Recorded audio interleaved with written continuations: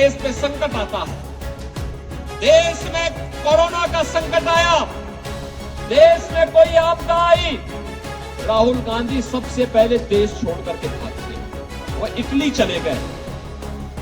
देश के अंदर कहीं कोई आपदा आती है, अर्थक्वेक आता है, कहीं कहीं पर फ्लड आती है, वह छोड़ करके फिर इटली भाग जाते हैं। बहनों और भाइयों, जब इटली ही जाना है तो कहे चुनाव में आप यहां समय बर्बाद करते हैं, जाओ ना इटली में ही रहो। भारत के बाहर जाएंगे, भारत की निंदा करेंगे और भारत के अंदर आएंगे तो भारत को ऐसे बनाने का प्रयास करेंगे जैसे इनकी बपोती हो भारत। कांग्रेस को उत्तर प्रदेश की जनता ने कितनी सीट दी मालूम है? 2। यानी राम नाम सत्य है के लिए भी 4 लोग चाहिए होते हैं ना। वहां 2 ही सीट है, यानी अगली बार छुट्टी। अभी आप देख रहे होंगे कांग्रेस के लोग हिम्मत ही नहीं कर पा रहे हैं यूपी में चुनाव लड़ने का, सब भागे भागे फिर रहे हैं। और बहनों और भाइयों, मैं आपसे ये कहने के लिए आया हूं, याद करिए, इस देश पर आपने राहुल गांधी को भी देखा होगा। जब भी देश पे संकट आता है, देश में कोरोना का संकट आया, देश में कोई आपदा आई, राहुल गांधी सबसे पहले देश छोड़ करके भागते हैं। आपने देखा होगा, कोविड आया था, वो इटली चले गए। देश के अंदर कहीं कोई आपदा आती है, अर्थक्वेक आता है, कहीं कहीं पर फ्लड आती है, वह छोड़ करके फिर इटली भाग जाते हैं। बहनों और भाइयों, जब इटली ही जाना है तो कहे चुनाव में आप यहां समय बर्बाद करते हैं, जाओ ना इटली में ही रहो। भारत के बाहर जाएंगे, भारत की निंदा करेंगे और भारत के अंदर आएंगे तो भारत को ऐसे बनाने का प्रयास करेंगे जैसे इनकी बपोती हो भारत। बहनों और भाइयों, ये नया भारत है। मोदी जी के नेतृत्व में 80 करोड़ लोग फ्री में राशन की सुविधा का लाभ प्राप्त कर रहे हैं। कोरोना कालखंड में आपने देखा होगा, मोदी जी 10 वर्ष में न किसी से डरे हैं, न हटे, न डिगे, न झुके, मजबूती के साथ सीना तान करके भारत को विकास की नई बुलंदियों तक पहुंचाने के लिए तेजी के साथ कार्य कर रहे हैं। कांग्रेस को उत्तर प्रदेश की जनता ने कितनी सीट दी मालूम है? 2। यानी राम नाम सत्य है के लिए भी 4 लोग चाहिए होते हैं ना। वहां 2 ही सीट है, यानी अगली बार छुट्टी। अभी आप देख रहे होंगे कांग्रेस के लोग हिम्मत ही नहीं कर पा रहे हैं यूपी में चुनाव लड़ने का, सब भागे भागे फिर रहे हैं। और बहनों और भाइयों, मैं आपसे ये कहने के लिए आया हूं, अब अंतिम उपाय उन्होंने क्या प्रारंभ किया है? अंतिम उनका उपाय वही है कि हिंदू समाज को फिर से बांटो। जाति के नाम पर बांटेंगे, जातीय जनगणना के नाम पर आपको गुमराह करेंगे। 65 वर्षों तक क्या कर रहे थे पूछा जाना चाहिए। फिर जातीय जनगणना के आधार पर हिंदू समाज को खेमों में बांटेंगे और फिर खेमों में बांटने के बाद आपस में लड़ाएंगे। आपस में लड़ने के बाद फिर आपके हिस्से में चुपचाप डकैती डाल करके, आपका हिस्सा काट करके, आरक्षण का हिस्सा, ओबीसी को मिलने वाला आरक्षण का हिस्सा, ये मुसलमानों को बांट देंगे। कांग्रेस ने यूपीए सरकार के समय यह षड्यंत्र किया था। संजय काका पाटिल तब भी हमारे साथ सांसद थे और हम साथ साथ इसका विरोध करते थे कि कांग्रेस को यह षड्यंत्र सफल नहीं होने देना है। इन्होंने तब भी किया था। पहले रंगनाथ मिश्रा कमेटी गठित करके ओबीसी को मिलने वाले 27% आरक्षण में इन्होंने कहा था 6% आरक्षण ओबीसी का काट करके मुसलमानों को दे दो। भारतीय जनता पार्टी ने विरोध किया था, कहा था हम अपने हिंदुओं का आरक्षण किसी भी ऐसे लोगों को नहीं देने देंगे जिसका विरोध बाबा साहब भीमराव अंबेडकर ने किया हो। बाबा साहब भीमराव अंबेडकर ने कहा था कि देश के संविधान को धार्मिक आधार पर नहीं बांटा जा सकता, धार्मिक आधार पर आरक्षण नहीं दिया जा सकता। कांग्रेस के लोग बाबा साहब भीमराव अंबेडकर का अपमान कर रहे हैं। सच्चर कमेटी गठित करके कांग्रेस ने यह प्रयास किया था कि मुस्लिम समाज की कुछ जातियों को दलित में शामिल करके दलितों के अधिकारों पर भी डकैती डाली जाए। भारतीय जनता पार्टी ने तब भी विरोध किया था, कहा था ये बाबा साहब भीमराव अंबेडकर के संविधान का अपमान है और हम बाबा साहब भीमराव अंबेडकर के अपमान का कतई नहीं बर्दाश्त कर सकते, और तब जाकर के अधिकार बचा था। बहनों और भाइयों, अगर कांग्रेस फिर से सत्ता में आ गई तो यह सबसे पहले आपको बांटने का काम करेगी, फिर आपस में लड़ाएगी, फिर आपके अधिकार में डकैती डालेगी। ओबीसी को और अनुसूचित जाति और जनजाति को मिलने वाले आरक्षण पर ये डकैती डालने का काम करेगी, उसको जबरदस्ती मुसलमानों को देने का काम करेगी।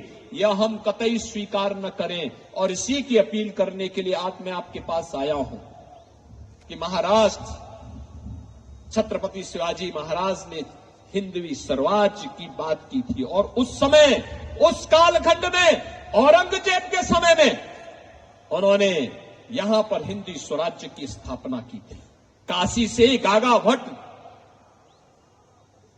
एक महापुरोहित यहां आकर के उनका अभिषेक करते हैं, और वो परंपरा महाराष्ट्र की आज भी उसी रूप में गौरव के साथ आगे बढ़ती है। पूरा देश गौरव की अनुभूति करता है छत्रपति शिवाजी महाराज पर। और इसीलिए हमारे यहां उत्तर प्रदेश में भी मुझसे पहले वहां समाजवादी पार्टी जो कांग्रेस की पार्टनर है उसका शासन था, उसने आगरा में एक म्यूजियम बनाने की कार्रवाई प्रारंभ की थी, उसका नाम रखा मुगल म्यूजियम। मैंने कहा क्या इसके लिए क्या मुगलों ने पैसा दिया है क्या? तो कहा नहीं, पैसा सरकार का है। तो मैंने कहा सरकार का पैसा लग रहा है तो मुगलों के नाम पर नहीं होगा, ये छत्रपति शिवाजी महाराज के नाम पर होगा। मुगलों की का कोई चिन्ह इसमें नहीं होना चाहिए। छत्रपति शिवाजी महाराज की गौरव गाथा इसके साथ जुड़नी चाहिए।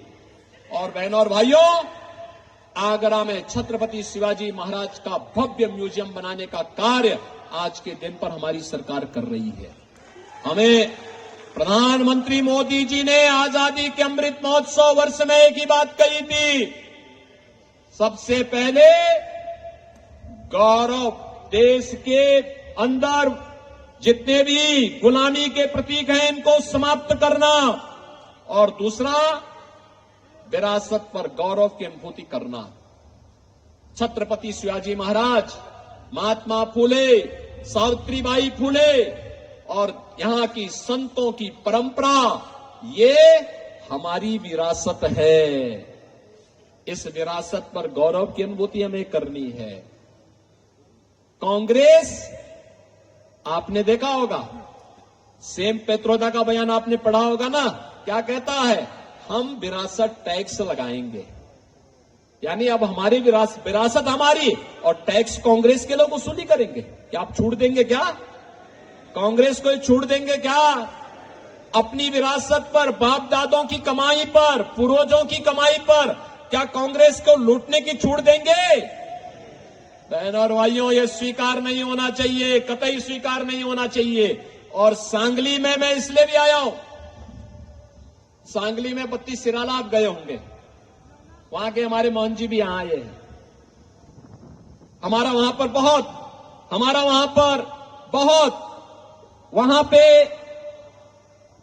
मेरा बहुत आना जाना रहा है, और लोग वहां पे बहुत भीड़ होती है। मैं देखता था नाग पंचमी के दिन बहुत भीड़ होती है। दूसरा, हमारे पूर्व गवर्नर रामनाईक जी का बचपन यही सांगली में व्यतीत हुआ था।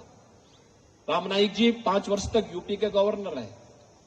और बहनों और भाइयों, आज मैं इसीलिए आपसे अपील करने के लिए आया हूं कि मोदी जी ने आपकी आस्था का सम्मान भी किया है, सुरक्षा भी दे रही है, और अब उन्होंने कहा है कि हमें यह तीसरी पारी इसलिए चाहिए जिससे हम आत्मनिर्भर और विकसित भारत की परिकल्पना को साकार कर सकें। बहनों और भाइयों, आत्मनिर्भर और विकसित भारत का मतलब भारत का हर नागरिक आत्मनिर्भर होगा, हर चेहरे पर खुशहाली होगी, नौजवान के हाथ को रोजगार होगा, किसान खुशहाल होगा, व्यापारी का व्यापार फलेगा फूलेगा, दुनिया के अंदर फैलेगा। और इसके लिए हमें आस्था का भी सम्मान करना है। कांग्रेस के लोग आपकी आस्था का सम्मान नहीं कर सकते। आप मुझे बताओ, कितने लोग हैं जो अयोध्या गए? कितने लोग अयोध्या जाना चाहेंगे? अरे पूरा ही सांगली जाना चाहता। संजय काका, एक ट्रेन बुक करवा देना 7 के बाद, और जब आना हो मुझे सूचना कर देना। अयोध्या में हम स्वागत की तैयारी कर देंगे। बहनों और भाइयों, आज के दिन पर अयोध्या में 5 लाख लोग एक दिन में भी आ जाएंगे तो भी रामलला का दर्शन करने में कोई दिक्कत नहीं होगी, कोई समस्या नहीं होगी। अब तो मैंने कहा ना, एक नई अयोध्या बन गई है, और इसीलिए मैं आपका आह्वान करूंगा, इस सुरक्षा भी, विरासत का सम्मान भी, आस्था का सम्मान भी, एक केवल और केवल मोदी जी की गारंटी ही इसमें आपके लिए उपयोगी हो पाएगी। केवल मोदी जी की गारंटी, और मोदी जी इसके लिए गारंटी दे सकते हैं, कोई और इस कार्य को नहीं कर सकता है। और इसीलिए हम आए हैं। संजय काका पाटिल और मैं दोनों एक साथ कई बार सांसद रहे, एक साथ रहे हैं, लंबे समय तक रहे हैं। मुझे हमारी पार्टी ने बाद में उत्तर प्रदेश में भेज दिया है। उत्तर प्रदेश में, क्योंकि ये सब बड़े बड़े कार्य जो मोदी जी के विजन के कार्य थे, उनको जमीनी धरातल पर करना था। एक तरफ राम मंदिर बनाना था, और दूसरी तरफ वहां के माफियाओं को राम नाम सत्य की यात्रा पे भी भेजना था। आप देख रहे होंगे ना, यूपी में दंगा तो नहीं होता ना अब? कभी नाम सुना यूपी में दंगे का? बीजेपी के आने के पहले वहां रोज दंगे होते थे, कर्फ्यू लगता था। बहनों और भाइयों, पिछले 7 वर्ष में कोई दंगा नहीं, कोई कर्फ्यू नहीं।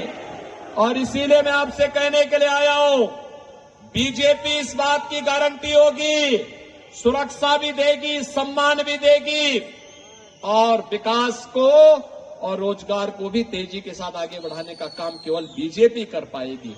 और इसीलिए मैं आया हूं, भारतीय जनता पार्टी और एनडीए ने, जिसमें हमारे सहयोगी शिवसेना और एनसीपी, ये दोनों यहां पर, दोनों के नेता भी हैं, इन सब ने संजय काका पाटिल को अपना समर्थन देकर के मोदी जी ने उन्हें अपना प्रत्याशी बनाकर के यहां भेजा है। बहनों और भाइयों, हर व्यक्ति कह रहा है कि सांगली से संजय काका पाटिल जीतेंगे। आपका आशीर्वाद है। लेकिन मैं चूंकि आया था तो मैंने कहा भी हम लोग भी चलेंगे, और मैं इसीलिए आज आपके बीच में आया हूं, आपसे अपील करने के लिए कि हमें भारत को आत्मनिर्भर भारत और विकसित भारत बनाना है। इसलिए ये वही का रास्ता निकलना है। छत्रपति शिवाजी महाराज का हिंदवी स्वराज्य का मार्ग यही है जो मोदी जी ने आज विकसित भारत की बात की है। यही राम राज्य भी है।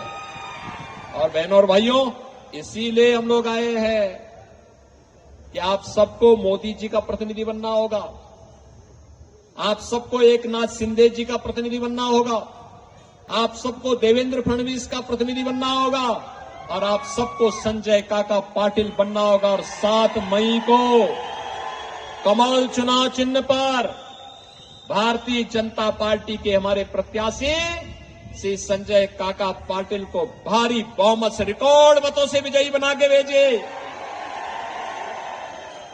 सांगली के विकास के लिए, महाराष्ट्र की शेष परियोजनाओं के लिए, और मोदी जी के विकसित भारत की संकल्पना को आगे बढ़ाने के लिए संजय काका पाटिल सांगली में आवश्यक हैं। सहमत हैं? सभी लोग सहमत हैं? सभी लोग सहमत हैं? तो सब मेरे साथ बोलेंगे, भारत माता की, भारत माता की, भारत माता की, वंदे वंदे वंदे, जय श्री राम। जय जय श्री राम। जय जय श्री राम। धन्यवाद। आज जय संकल्प सभा आभार व्यक्त करती